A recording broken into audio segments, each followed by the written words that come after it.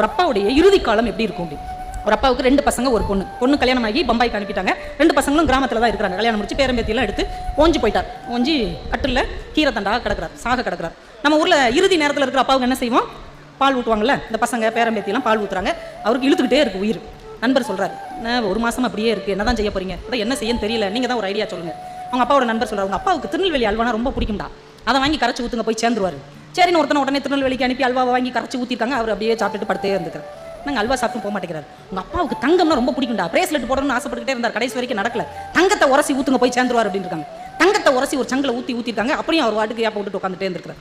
அப்பயும் போக மாட்டேங்கிறார் அப்படின்ட்டு, உங்கள் அப்பாவுக்கு மண்ணு மேலே ரொம்ப ஆசைடா, மண்ணை கரைச்சி ஊற்றுங்க அப்படின்னு இருக்காங்க.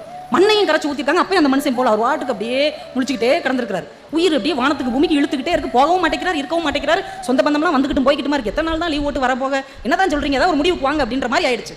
அங்கே ஒரு கிளவி சொல்கிறாங்க, பக்கத்து வீட்டு கிளவே, நீங்களாம் உருப்படுவீங்களாடா, அதையும் இதையுமா கரைச்சி ஊத்துறீங்களேடா, அந்த ஜீவன் யாருக்காக ஏங்கிக்கிட்டு இருக்கு? ஒரு பொம்பளை பிள்ளையை கட்டி கொடுத்து மும்பைக்கு அனுப்புனீங்கல்ல, சொத்தை பிரிக்கும் போது எனக்கு ஒரு செயின் கொடுங்கன்னு தான் அந்த பிள்ளை வந்து கேட்டது. தரமாட்டேன்னு எல்லாரும் திட்டி விரட்டி விட்டீங்க. அவ இனிமேல் உங்கள் ஊருக்கே வரமாட்டேன், உங்கள் வீட்டுக்கே வரமாட்டேன், மண்ணை தூக்கிட்டு போனால, அவளை வர சொல்லுங்கடா. அந்த பெத்த மகளை பார்க்கறதுக்கு அந்த உசிரி ஏங்கிக்கிட்டு இருக்கு, அவளை வர சொல்லுங்கடான்னு அந்த பாட்டி சொன்ன உடனே அவளுக்கு தந்தி அடிக்கிறாங்க. அவள் மும்பையிலேருந்து மதுரைக்கு ஃப்ளைட் பிடிச்சி வந்து அங்கேருந்து காரை பிடிச்சி கிராமத்துக்கு வந்து வீட்டுக்குள்ளே ஓடி வர்றா.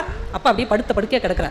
அந்த பிள்ளை அப்படியே நினச்சி பார்க்குது, ஒரு 30-40 வருஷம் முன்னாடி இந்த உடம்பு எப்படி இருக்கும்? கரலா கட்ட மாதிரி அப்படி நடந்து வந்தாருன்னா அப்படியே தேர் நடந்து வர மாதிரி இருக்குமே. அப்பா கையை பிடிச்சிட்டு நம்ம தொங்குவோமே, அப்படியே சுற்றி சுற்றி உட்காரும் போது தூக்கி கொஞ்சுவாரே அப்படின்னு அந்த பிள்ளையுடைய நினைவுகள் எல்லாம் அப்பாவின் பழைய காலத்தை நினைத்து கொண்டே இருக்கிறது. அப்பா கையை பிடிக்கிற அந்த பொண்ணு. அப்பா அப்படியே கண்ணு முழிச்சு மகளை பார்க்குறாரு. பார்த்த உடனே அவருடைய நினைவு ஓடுது. அவள் பிறந்த உடனே கையில் ஏந்தி கொண்ட அந்த கணங்கள், பட்டுப்பாவோட சட்டை போட்டு அப்படியே சுற்றி பொஃப்னு உட்காரும் போது இவர் பார்த்த அந்த சந்தோஷம், அவள் ஏஜ் அட்டன் பண்ண அன்னைக்கு தாவணி பாவோட சட்டை போட்டு அப்பா அப்படின்னு வெக்கமாக பார்த்து சிரித்தது, அவள் கல்யாணத்து அன்னைக்கு அழுது கொண்டே போனது எல்லாம் நினைவில் வருகிறது. அந்த பெண் பிள்ளையுடைய கையை தன் உள்ளங்கையில் பொத்திக்கொண்டு ஒரு சொட்டு கண்ணீர் விடுகிறார் அந்த அப்பா. அடுத்த கணம் அவளுடைய உயிர் ஆன்மாவிலிருந்து பிரிந்து விண்ணை நோக்கி போகுது. இப்படி ஒரு கதை நான் படித்தேன். எந்த ஒரு அப்பாவுக்கும் கடைசி ஆசை என்னவாக இருக்கும் தெரியுமா? தான் பெற்ற பிள்ளைகள் தன் பக்கத்தில் அன்போடு நின்று தன் உள்ளங்கையை பற்றி கொண்டு, உங்களுக்காக நாங்கள் இருக்கிறோம் அப்பா என்கின்ற ஒரு ஆதர்ச நம்பிக்கை மட்டும்தான் உங்கள் தகப்பன் உங்களிடமிருந்து எதிர்பார்க்கிறான் என்பதை தயவு செய்து நீங்கள் புரிந்து கொள்ள வேண்டும். என் இனிய பெரியவர்களே, நம்ம சின்ன வயசுல தேவதை கதைகள் படித்திருப்போம் இல்லையா? தேவதை கதைகள் படித்திருப்போம். ஒருவேளை அந்த தேவதை ஆணாக இருந்தால் அது நம்ம அப்பாவாகத்தான் இருக்கும். அவர் ஒரு ஆண் தேவதை.